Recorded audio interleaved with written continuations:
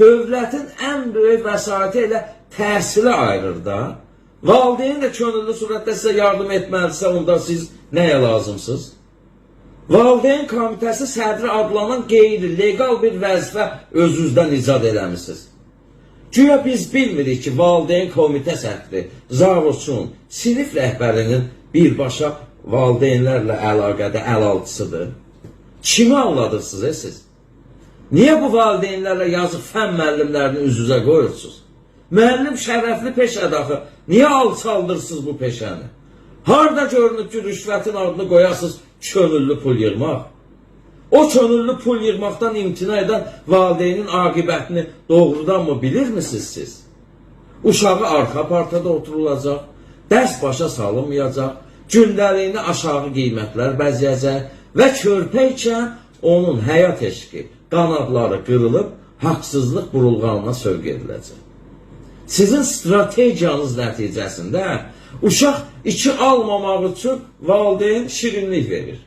Sonra həmin uşaq böyüyür, tarif şurasında təmsil olunur və dünyada analog olmayan qaz limiti, su limiti kimi külünc ideyaları kommunal sistemimizə Azərbaycanda daxil edir. Bax, hər yanvarda belimizi qıran bu tarif şurası gələcək həmin o məktəb şagirdlərindən ibarətdir də. Güya yeni bir ideyadır. Filan kilovata görə 20 qəpik, filandan sonra 30 qəpik, ondan sonra 40 köpük. Gərək vətəndaş ancaq kalkulyator götürə, qaz sayğacının yanında dura limit hesablaya.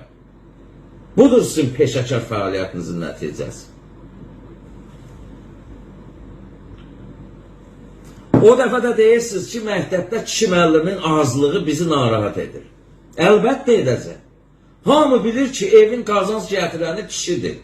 Qadın ancaq öz bəzəyinə, kosmetikasına, pal-paltarına ancaq təmin edir həmin müəllim maaşı. Qadın müəllimə üçün bəlkə də 500 manat bəs edir. Amma kişi müəllim axı evi dolandırmalı. O sizin o qaz limitli kommunalınızı ödəməli. Həm özü, həm övladları üçün paltar, ərzaq, toya çağırmalar və s. bunları demirəm. Bu maaş kişi müəllimə bəs edirmi?